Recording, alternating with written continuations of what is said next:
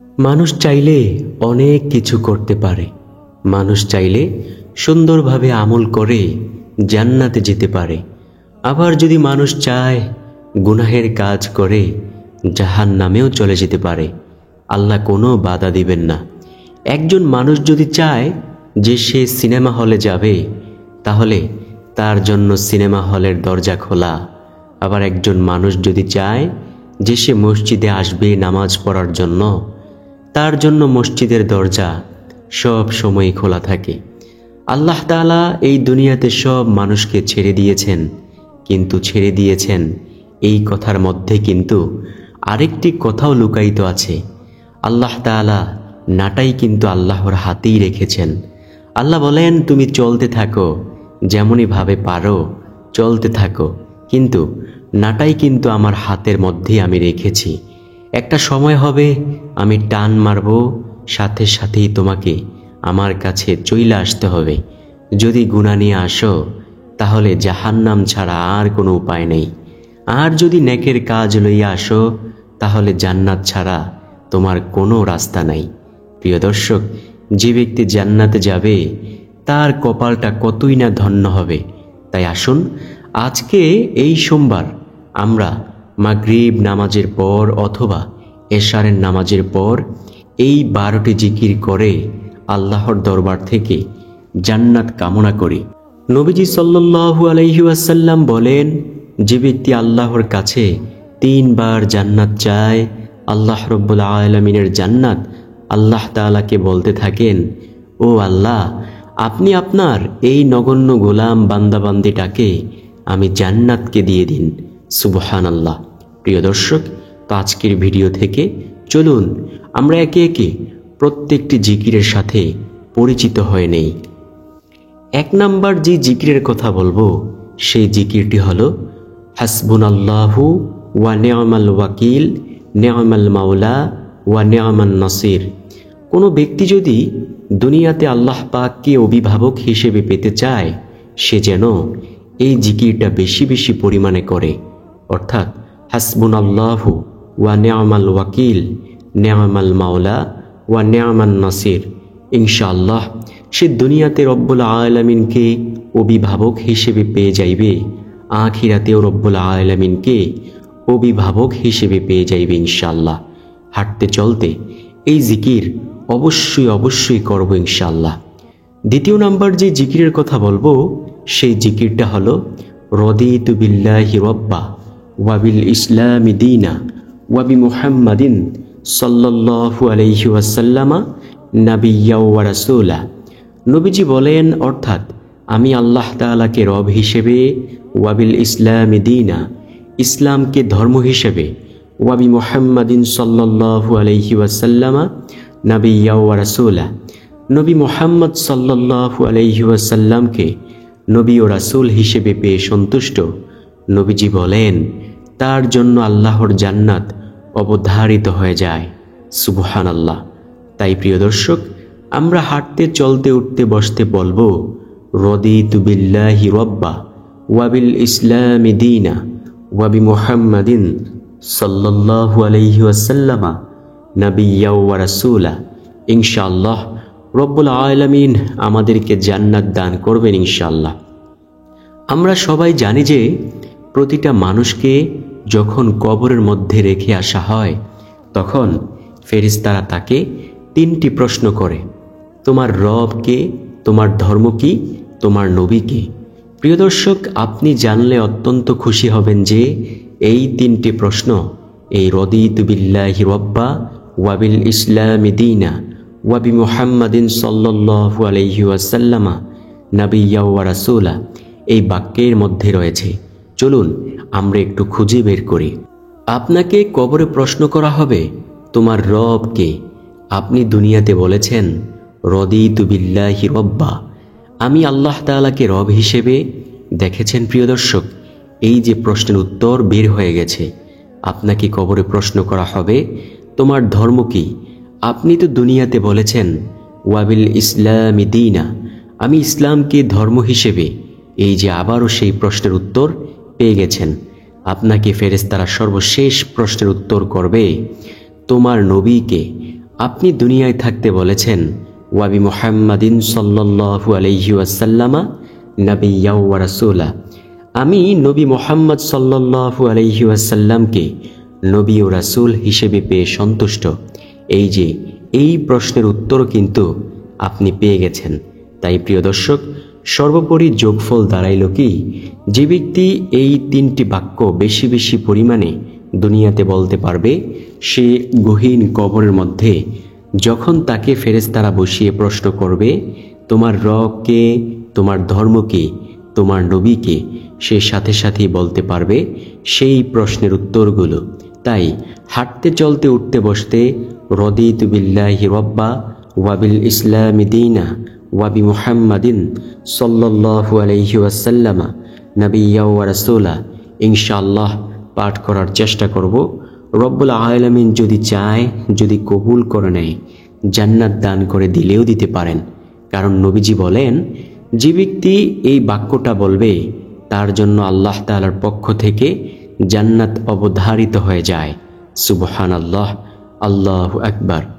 তারপরে 3য় নাম্বার যে জিকিরের কথা বলবো, সেই জিকিরটি হলো বেশি বেশি বলা লা ইলাহা ইল্লাল্লাহ। নবী মূসা আলাইহিস সালাম একদিন আল্লাহ তাআলাকে বলতেছেন, ও আল্লাহ, আপনি আমাকে এমন একটি বাক্য শিক্ষা দেন তো, যেন আমি ওই বাক্য দিয়ে আপনাকে ডাকতে পারি। আল্লাহ তাআলা বলেন, ও নবী মূসা, তুমি বলো লা ইলাহা ইল্লাল্লাহ। নবী মূসা আলাইহিস সালাম বললেন, আল্লাহ, আমি চাইলাম আপনার নিকট দামি একটি বাক্য, আর আপনি আমাকে এমন ছোট্ট একটি বাক্য বললেন। আল্লাহ তাআলা বলেন, ও নবী মূসা, তুমি এই বাক্যটাকে ছোট মনে করিও না। এই বাক্যের ওজন এত বেশি যে সমগ্র সৃষ্টিকুলকে যদি তুমি এক পালায় রেখে এই বাক্যটাকে আরেক পালায় রেখে ওজন দিয়ে দাও, তারপরেও এই বাক্যের ওজনের সমতুল্য হবে না। সুবহানাল্লাহ, আল্লাহু আকবার। তাই আমরা বেশি বেশি পরিমাণে এই বাক্যটা পাঠ করার চেষ্টা করব ইনশাল্লাহ। অর্থাৎ লা ইলাহা ইল্লাল্লাহ বলবো। দুনিয়াতে বৈশা যদি কোনো আল্লাহ তাআলার বান্দা অথবা বান্দি লা ইলাহা ইল্লাল্লাহ এর আওয়াজ দেয়, এই কালিমাটুকু প্রবল গতিতে আকাশের দিকে ছুটতে থাকে। আল্লাহ তাআলার আরশের নিকট একটি নূরের খুঁটি রয়েছে, ওই খুঁটির সাথে জোরে জোরে গিয়ে ধাক্কা লাগতে থাকে। খুঁটিটুকু জোরে কাঁপতে থাকে। আল্লাহ তখন বলতে থাকেন, ও খুঁটি, কেন তুমি কাঁপো? চুপ করো, কেঁপো না, তুমি থামো। ওই খুঁটি বলতে থাকি, আল্লাহ, যতক্ষণ পর্যন্ত আপনি আপনার ওই লা ইলাহা ইল্লাল্লাহ পাঠকারী বান্দাবান্দিকে ক্ষমা না করবেন, ততক্ষণ পর্যন্ত আমি কাঁপা বন্ধ করব না। আল্লাহ তাআলা বলেন, ও খুঁটি, যাও, আমি আমার সেই বান্দাবান্দিটাকে ক্ষমা করে দিলাম। তখন খুঁটি কাঁপা বন্ধ করে দেয়। সুবহানাল্লাহ, আল্লাহু আকবার। তাই তো নবীজি সাল্লাল্লাহু আলাইহি ওয়াসাল্লাম বলেন, যে ব্যক্তি বলবে লা ইলাহা ইল্লাল্লাহ, সে জান্নাতি হবে। হাশরের ময়দানে নবী মুহাম্মদ সাল্লাল্লাহু আলাইহি ওয়াসাল্লামকে আল্লাহ তাআলা ডেকে ডেকে বলবেন, ও আমার বন্ধু মুহাম্মদ সাল্লাল্লাহু আলাইহি ওয়াসাল্লাম, আপনি আপনার ওই সমস্ত উম্মতদেরকে লইয়া জান্নাতে প্রবেশ করুন যে লা ইলাহা ইল্লাল্লাহ বলেছে এবং এর উপর ঈমান এনেছে, মৃত্যুবরণ করেছে। সুবহানাল্লাহ। তো বুঝতে পেরেছেন প্রিয় দর্শক, কত দামি একটি বাক্য হলো লা ইলাহা ইল্লাল্লাহ। আমরা অবশ্যই পাঠ করার চেষ্টা করব। 4র্থ নাম্বার যে জিকিরের কথা বলবো, সেই জিকিরটি হলো নবীজি সাল্লাল্লাহু আলাইহি ওয়াসাল্লাম সাহাবায়ে কেরামদেরকে বললেন, ও সাহাবায়ে কেরাম, আমি কি তোমাদেরকে জান্নাতের গুপ্তধনের সন্ধান দেব না? সাহাবায়ে কেরাম তো ছিল আমলের জন্য পাগল পারা। সাহাবায়ে কেরাম রাদিয়াল্লাহু তাআলা আলাইহিম আজমাইন বলেন, হ্যাঁ ইয়া রাসূলুল্লাহ সাল্লাল্লাহু আলাইহি ওয়াসাল্লাম, বলুন কোন সেই জান্নাতের গুপ্তধন?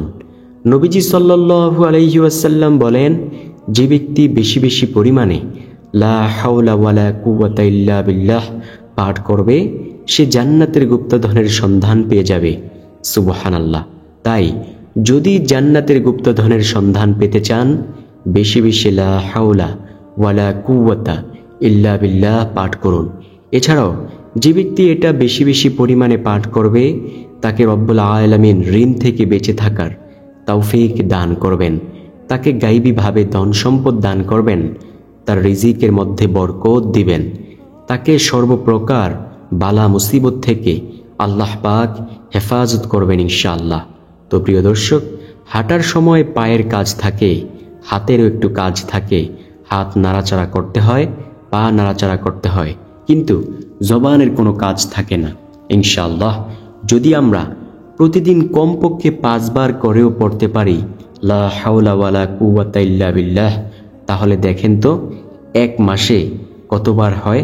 তো ইনশাআল্লাহ এইভাবে আমরা বাড়িয়ে বাড়িয়ে পড়ার মতো চেষ্টা করব ইনশাআল্লাহ, যতবার পারি।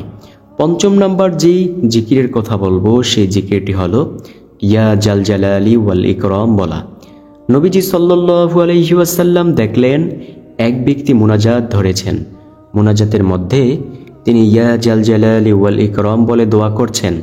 নবীজি সাল্লাল্লাহু আলাইহি ওয়াসাল্লাম বলেন, আজকে তুমি যা দোয়াই করো না কেন আল্লাহ তোমার সব দোয়া কবুল করবেন, কারণ ইয়া জাল জালালি ওয়াল ইকরাম দামি একটি বাক্য। সুবহানাল্লাহ। দুঃখের বিষয় যে আজকে আমাদের সমাজ থেকে এই জিকিরটা হারিয়েই যাচ্ছে, তাই আমরা বেশি বেশি পরিমাণে বলবো ইয়া জাল জালালি ওয়াল ইকরাম।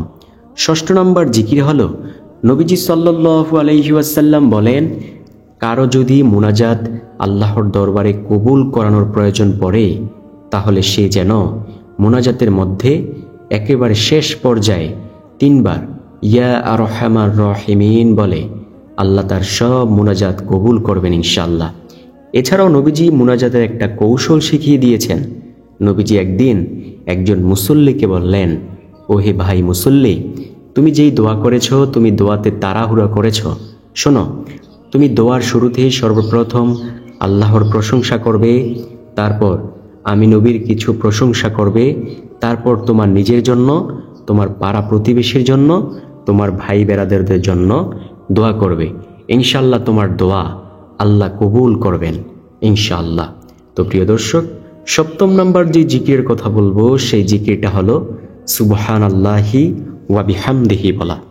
নবীজি সাল্লাল্লাহু আলাইহি ওয়াসাল্লাম বলেন, যে ব্যক্তি প্রতিদিন 100 বার বলবে সুবহানাল্লাহি ওয়া বিহামদিহি, তার আমলের দাম হাসরের মাঠে সবচেয়ে বেশি হবে। সাহাবায়ে কেরাম প্রশ্ন করলেন, ইয়া রাসূলুল্লাহ সাল্লাল্লাহু আলাইহি ওয়াসাল্লাম, অন্য কারো আমলের দাম কি এর চেয়ে বেশি হবে না? নবীজি বললেন, হ্যাঁ, ওই ব্যক্তির আমলের দামই এর চেয়ে বেশি হবে যে ব্যক্তি সুবহানাল্লাহি ওয়া বিহামদিহি 100 বার থেকেও বেশি পরিমাণে পাঠ করবে। আল্লাহু আকবার। তাই আজকের পর থেকে বেশি বেশি পরিমাণে বলবো সুবহানাল্লাহি ওয়া বিহামদিহি।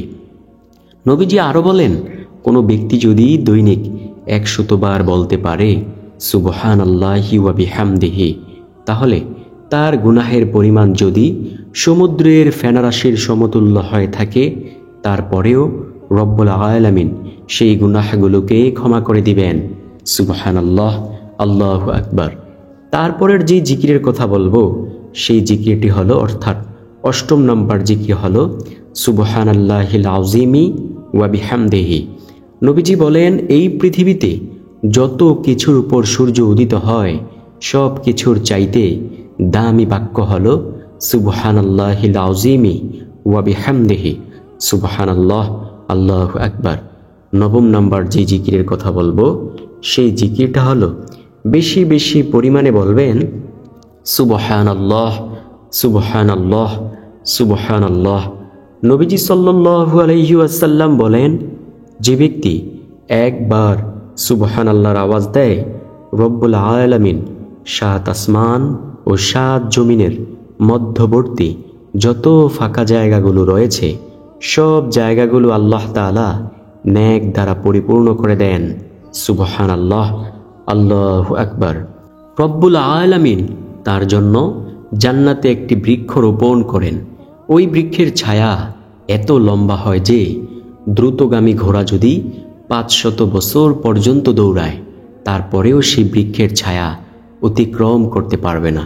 সুবহানাল্লাহ, আল্লাহু আকবার।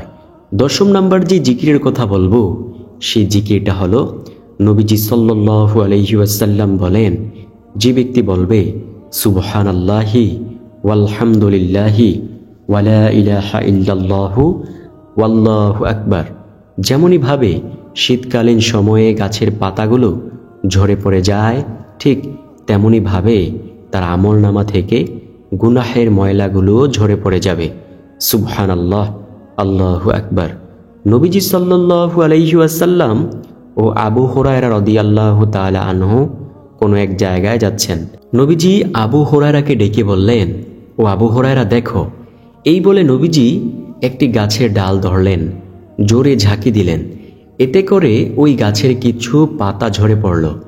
নবীজি সাল্লাল্লাহু আলাইহি ওয়াসাল্লাম বলেন, ও আবু হুরায়রা শোনো, যে ব্যক্তি এই 4 জিকির একত্রে করবে, যেমনইভাবে আমি ঝাঁকি দেওয়ার কারণে গাছের পাতাগুলো ঝরে পড়ে গেল, ঠিক তেমনইভাবে তার আমলনামা থেকেও গুনাহের ময়লাগুলো ঝরে পড়ে যাবে। অর্থাৎ সুবহানাল্লাহি ওয়ালহামদুলিল্লাহি ওয়ালা ইলাহা ইল্লাল্লাহু ওয়াল্লাহু আকবার, এই 4 জিকির যে একত্রে করবে তার আমলনামা থেকেও গুনাহের ময়লাগুলো ঝরে পড়ে যাবে। সুবহানাল্লাহ। 11 নম্বর যে জিকিরের কথা বলবো সেই জিকিরটি হলো ইয়া রহমানু ইয়া রহিমু। এগুলো হলো আল্লাহ তাআলার গুণবাচক নাম। আল্লাহ তাআলার 99টি গুণবাচক নাম রয়েছে, যেগুলোকে বলা হয় আল আসমাউল হুসনা। নবীজি বলেন, এই নামগুলো মুখস্থ করে যে ব্যক্তি পরিপূর্ণ এর উপর বিশ্বাস করে আমল করবে, তাকে আল্লাহ তাআলা জান্নাত দান করবেন। সুবহানাল্লাহ। তো প্রিয় দর্শক, ইয়া রহমানু ইয়া রহিমু জিকির বেশি বেশি করব, আল্লাহ আমাদের গুনাহগুলো অবশ্যই ক্ষমা করতে থাকবেন। সুবহানাল্লাহ, আল্লাহু আকবার। সর্বশেষ নাম্বার জিকির হলো নবীজির জিকির। অনেকে বলবে, নবীজির কি আবার জিকির হয় নাকি? হ্যাঁ, অবশ্যই নবীজির জিকির হয়। জিকির শব্দের অর্থ স্মরণ করা। নবীজিকে স্মরণ করা হয় দরুদ পাঠের মাধ্যমে, সুন্নত পালনের মাধ্যমে। তো আমরা কোন দরুদ পাঠ করব? সাল্লাল্লাহু আলাইহি ওয়াসাল্লাম এই দরুদ পাঠ করব। শোনেন প্রিয় দর্শক, আল্লাহ তাআলাও আমাদের জিকির করেন, আমরা আল্লাহ তাআলার জিকির করি, আল্লাহ আমাদের জিকির করেন। মুফাসসিরিনে কেরাম বলেন, আমরা তো জিকির করি সুবহানাল্লাহ, আলহামদুলিল্লাহ অর্থাৎ অন্যান্য বাক্য বলে, আর আল্লাহ আমাদেরকে জিকির করেন অর্থাৎ স্মরণ করেন, আমাদেরকে রিজিক দিয়ে, আমাদের ফসলাদিতে বরকত দিয়ে, আমাদেরকে কল্যাণময় জিন্দেগি দান করে। সুবহানাল্লাহ। ভালো লাগলে ভিডিওটি প্রিয়জনের কাছে শেয়ার করে দিবেন এবং এই 12টি জিকির করে প্রতিনিয়ত তাওবার মতো তাওবা করবেন। আল্লাহ আমাদের গুনাহ ক্ষমা করে দিবেন। আর নিষ্পাপ হইয়া যদি কবরে যাইতে পারি, কবরটা হয়ে যাবে ফুলের একটি বাগান, জান্নাত অবশ্যই আমরা পেয়ে যাব ইনশাআল্লাহ।